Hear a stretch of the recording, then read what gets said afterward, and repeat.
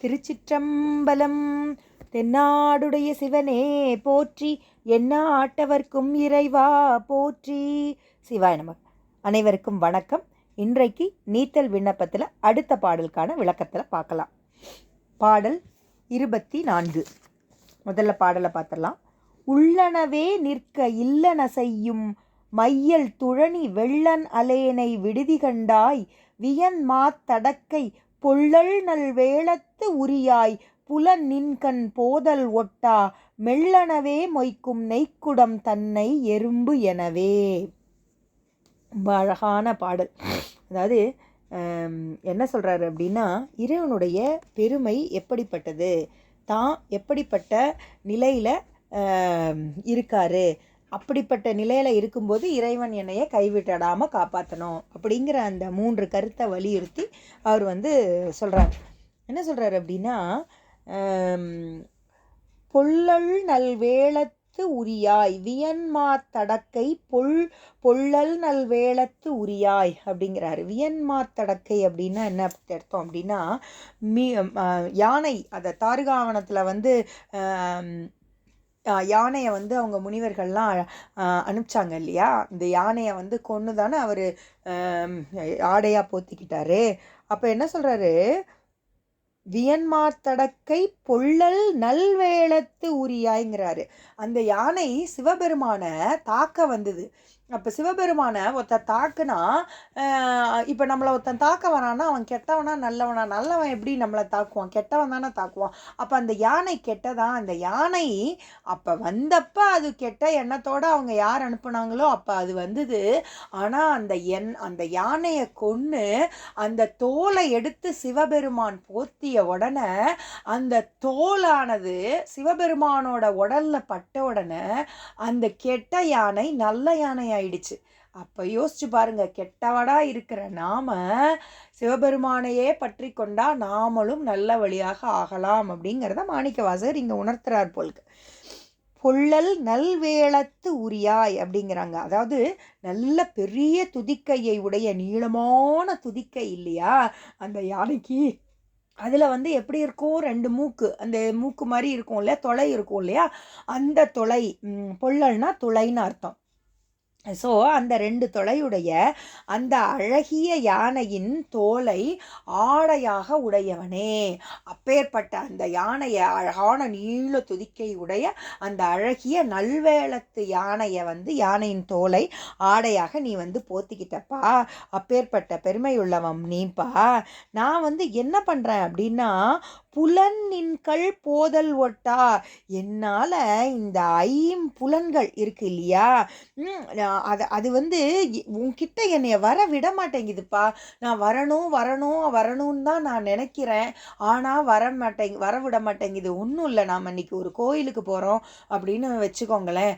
திடீர்னு நம்ம கோயிலுக்கு போகும்போது யாராவது ஒருத்தர் வர முடியாத ஒருத்தர் வந்துடுறாங்கன்னு வச்சுக்கோங்க.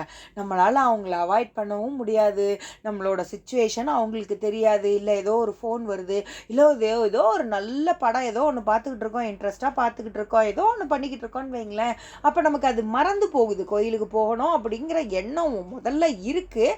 ஆனால் நமக்கு இந்த சுற்றி உள்ள இந்த வேலைகளும் இதுவும் இல்லை.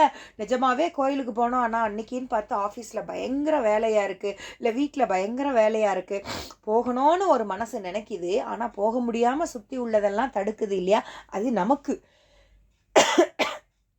மாணிக்கவாசகர் எப்படி சொல்கிறாரு, 5 புலன்கள் நான் உங்ககிட்ட வரணும்னு நினைக்கிறேன், புலன் நின்கள் போதல் ஒட்டா. ஆனால் இந்த 5 புலன்களும் உங்ககிட்ட என்னைய வரவிடாமல் செய்யுதுப்பா.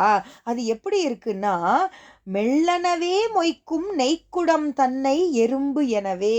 அதாவது என்ன சொல்கிறதுன்னா, விடாமல் அந்த நெய்க்குடத்தை எறும்பு மொக்கிறது போல என்னை மெதுவாக மொக்கிதான். அந்த 5 புலன்களுடைய அந்த வினைகள் அந்த எறும்பு, அந்த குடத்தை எறும்பு எப்படி அந்த நெய் குடத்தை மொக்கிதோ. இங்கே நெய் அப்படின்னா, நம்ம பூ நெய் அப்படின்னா அது தேனை கூட நம்ம எடுத்துக்கலாம். ஆனை அப்படின்னா பசு. இங்கே அவர் நெய்ன்னு தான் சொல்லியிருக்காரு, என்ன நெய் அப்படின்னு சொல்லலை. அதனால் நம்ம தேனுன்னு வச்சுக்கோங்களேன். அந்த நீங்கள் தேன் பாட்டில் இருக்குன்னு வச்சுக்கோங்களேன். அந்த தேன் பாட்டிலை சுற்றி சுற்றி சுற்றி சுற்றி அந்த எறும்பு வரும். அந்த மேலேயே மொக்கும். அந்த எறும்பு மேலேயே மொக்கும். அந்த எறும்புக்கு உள்ளுக்குள்ளே தேன் இருக்குது, உள்ளுக்குள்ளே போனால் தேனை நல்லா குடிக்கலான்னு தெரியாது போல்க்கு. அதனால் அது என்ன பண்ணுது, அப்படியே மேலேயே மொச்சிக்கிட்டு அந்த விளிம்பில் உள்ள அந்த இத்தினூண்டு தேனை மட்டும் குடிச்சிக்கிட்டு இருக்கு. அது மாதிரி மாணிக்க வாசகர் இறைவன்கிட்ட போகணும்னு நினைக்கிறாரு. ஆனால் அந்த எறும்பு எப்படியெல்லாம் மொக்கிதோ அது மாதிரி இந்த ஐம்புலன்கள் அப்படி மொக்கிதான். அதை கூட ஒரு ஒரு ஒரு பழமொழி சொல்லுவாங்கல்ல, நாய் பெற்ற தேங்காய் போல் இருக்க அப்படின்னு. ஏன் இப்படி நாய் பெற்ற தேங்காய் மாதிரி இருக்க அப்படிம்பாங்க. அதாவது என்னென்னா, ஒரு நாய்க்கு ஒரு தேங்காய் கிடைக்குதுன்னு வச்சுக்கோங்களேன். அந்த நாய்க்கு அந்த தேங்காயை எப்படி உடைக்கிறதுன்னு தெரியாது, ஒன்றும் தெரியாது. அது தேங்காயை அது சாப்பிட்லாம், அதில் உள்ள தண்ணியை குடிக்கலாம், பசியாக இருக்குதுன்னு வச்சுக்கோங்க. அது தேங்காயை உருட்டிக்கிட்டே போகும். அதுக்கு உடைக்கவும் முடியாது, எதுவும் பண்ண முடியாது. இப்போ மாணிக்க வாசகருக்கு சிவபெருமான் அப்படிங்கிற ஒரு பெரிய பொக்கிஷம் கிடச்சிருக்கு. அவர் கிடைச்சப்ப அவர் கூட போகாமல் இவர் விட்டுட்டாராம். விட்டுட்டு அப்படி அப்படி அந்த அந்த எப்படி அந்த நெய்யை சுற்றி எறும்பு மொக்கிதோ அது மாதிரி இவருடைய அந்த ஐம்புலங்களும் இவரை போய் மொச்சிக்கிட்டு கிடக்கான். அவர்கிட்ட விட முடியாதான். இந்த நாய் பெற்ற தேங்காய் மாதிரி இவர் என்ன பண்ணுறாரு, அதை உடைச்சா உள்ளுக்குள்ளே இது இருக்குதுன்னு தெரியும். ஆனால் இவரால் அதனால் ஒன்றும் பண்ண முடியல. அப்படியே அவர் உருட்டிக்கிட்டு போயிட்டே இருக்கார். இது ஒரு அழகான ஒரு கதை சொல்லுவாங்க. என்ன அப்படின்னா, ஒரு பெரிய முனிவர் இருந்தார். அந்த முனிவர் ஒரு காட்டில் போய் மாட்டிக்கிட்டார். பயங்கரமாக அவருக்கு பசிக்குது. இறைவா, எனக்கு பசிக்குதுப்பா, இந்த காட்டில் எனக்கு எப்படிப்பா நீ எனக்கு படி இழப்ப, எனக்கு ஒன்றுமே முடியலையப்பா அப்படின்னு சொல்லி படுத்து அப்படியே தூங்கிடுறாரு. கொஞ்சம் நேரம் கழித்து ஒருத்தர் வராரு. சாமி சாமி, நீங்கள் ரொம்ப பசியாக இருக்கிற மாதிரி தெரியுது, இந்த இதை தரேன், இந்த நீராகாரத்தை குடிங்க, குடிச்சிட்டு கொஞ்சம் தெம்பா அப்படியே நடந்து போனீங்கன்னா ஊர் வந்துடும் சாமி, அங்கே யாராவது உங்களுக்கு நல்ல சாப்பாடு போடுவாங்க அப்படின்னோன்னா, இவருக்கு அந்த நல்ல சாப்பாடு போடுற அந்த சாப்பாடு முக்கியம் இல்லை, இப்போதைக்கு அவரோட பசி போகணும், அப்போ தான் அவரால் நடக்கவே முடியும், அவ்வளோ பசி அவருக்கு. சரின்னு அந்த நீராகாரம் அவருக்கு அமிர்தம் மாதிரி இருந்துச்சு. பா, என்கிட்ட நான் உனக்கு என்னப்பா கொடுப்பேன் அப்படிங்கும்போது பார்க்குறாரு. அவர் கையில் ஒரு செப்பு பட்டயம் மாதிரி இருக்குது. இந்தா, இதை நீ வச்சுக்க, இதை வச்சுக்கிட்டு உங்கள் ராஜா கிட்ட போய் கொடு அப்படின்னு சொல்லிட்டு இவர் போயிடுறாரு. இவர் என்ன பண்ணுறாரு, இந்த செப்பு பட்டயத்தை முன்னாடி பின்னாடி பார்க்குறாரு. அது என்ன ஏதுன்னு சொல்லிட்டு இவருக்கு ஒன்றும் புரியல. சரின்னு இவர் கொண்டு போய் வீட்டில் வச்சிடுறாரு. அவர் அவரோட வயல் வேலையை பார்க்க போயிடுறாரு. அப்புறம் ரொம்ப நாள் கழிச்சு இந்த முனிவர் வந்தப்போ, என்ன இவன் இன்னும் கஷ்டப்பட்டுக்கிட்டு இருக்கான் அப்படின்னு சொல்லிட்டு அவர்கிட்ட நீ எனக்கு அன்றைக்கி நீராகாரம் கொடுத்ததானே? ஆமாம் சாமி, நீ கூட ஏதோ ஒரு செப்பு பட்டயம் கொடுத்தியே அப்படின்னு கேட்குறாரு. ஆமாம் கொடுத்தேன்ல. சரி, ஓகே, நீ அதை ராஜாட்ட கொடுத்தியா? இல்லை சாமி, நான் அப்படியே வச்சுட்டேனோன்னா, நான் தான் உன்னை கொடுன்னு சொன்னனே அப்படின்னோடனே, சரி சாமி, நான் கொண்டு போய் கொடுக்குறேன்னொன்னா அவருக்கு என்னன்னு புரியல. சரின்னு இவர் என்ன சொல்கிறாரு, நாய் பெற்ற தேங்காய் போல் கிடக்கப்பா நீனு அப்படின்னு சொல்லிட்டு போயிடுறாரு. நாய் பெற்ற தேங்காயா அப்படின்னு ஒன்று ஓகே, இதில் ஏதோ விஷயம் இருக்குது போல்க்கு அப்படின்னு சொல்லிட்டு அதை கொண்டு போய் ராஜாட்ட கொடுத்தா, இவருக்கு ராஜ உபச்சாரம் பண்ணி அது என்ன இது என்னன்னு பண்ணி நிறையா தங்க காசெல்லாம் கொடுத்து அப்புறம் அப்படி கொண்டாடுறாரு. கடைசியில் பார்த்தா அந்த ராஜா அந்த அந்த முனிவர் அந்த ராஜாவோட உயிரை காப்பாற்றிருக்காரு. ஏதோ நோயில் படுத்தப்ப காப்பாற்றிருக்காரு. உங்களுக்கு ஏதாவது நான் செய்யணும்னு நினைக்கிறேன், உங்களுக்கு என்ன வேணும் அப்படின்னு உடனே, எனக்கு என்னப்பா, நான் ஒரு சன்னியாசி, எனக்கு என்ன வேணும், சொத்து சுகம் எதுவும் வேணான்னு சொல்லிட்டு தான் நான் வந்திருக்கேன், எனக்கு நீ என்னத்தை கொடுக்க போகிறேன், இல்லை உங்களுக்கு ஏதாவது கொடுக்கணும்னோன்னா ஒரு செப்பு பட்டையும் எழுதி இதை நீங்கள் வச்சுக்கோங்க, சரி கொடு, நான் என்னைக்கு இறைவனை பார்க்குறேனோ அன்றைக்கி இறைவன்கிட்ட இதை கொடுத்துட்றேன் அப்படின்னோன்னா, அன்றைக்கி அவருக்கு யார் பசி ஆத்துனாங்களோ அவன் கண்ணுக்கு இறைவனாக தெரிஞ்சிருக்காரு அன்னைக்கு. அதனால அவனுக்கு இதை கொடுத்துருக்காங்க. ஆனால் அப்பேற்பட்ட ஒரு பொக்கிஷம் அவன் கையில் இருக்குதுன்னு தெரியாமல் நாய் பெற்ற தேங்காய் மாதிரி அவன் கொண்டு போய் உள்ளே வச்சுட்டான். அதை அப்போவே கொடுத்துருந்தான்னா அவனோட கஷ்டமெல்லாம் தீர்ந்துருக்கும் இல்லையா? அது மாதிரி இங்கே அது ஒரு பழமொழியாக சொல்லுவாங்க. இங்கே நாம் எதை பார்க்கணும் அப்படின்னா, அப்படி எறும்பு அந்த தேனில் எறும்பு எப்படி மொக்கிதோ, அந்த நெய்யை சுற்றி எப்படி எறும்பு மொக்கிதோ, அது மாதிரி இவரோட ஐம்புலங்கள்லாம் மொச்சிக்கிட்டு இருக்கான். இவரை விட மாட்டேங்குதான். அந்த மாதிரி இருக்கேன், மெல்லனவே மொய்க்கும் நெய்க்குடம் தன்னை எறும்பு எனவே அப்படின்னு சொல்லிட்டு சொல்கிறாரு.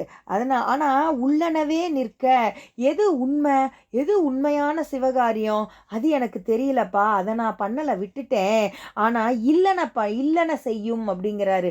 இல்லைன்னா எது தேவையில்லையோ அந்த காரியத்தை நான் செஞ்சுக்கிட்டு இருக்கேன், எது வேணுமோ அதை விட்டுட்டு வேண்டாத காரியத்தை செஞ்சுக்கிட்டு இருக்கேன் அப்படின்னு யார் சொல்கிறா? மாணிக்க வாசகர் மாணிக்க வாசகர் வந்து வேண்டிய காரியத்தை விட்டுட்டு வேண்டாத காரியம் செய்வாங்களா?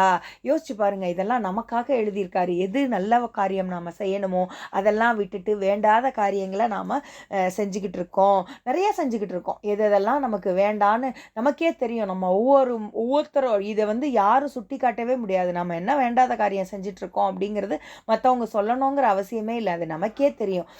அப்படி நல்ல காரியத்தை சிவ காரியங்களை விட்டுட்டு வேண்டாத காரியத்தை வந்து நாம் செஞ்சிட்ருக்கோம்.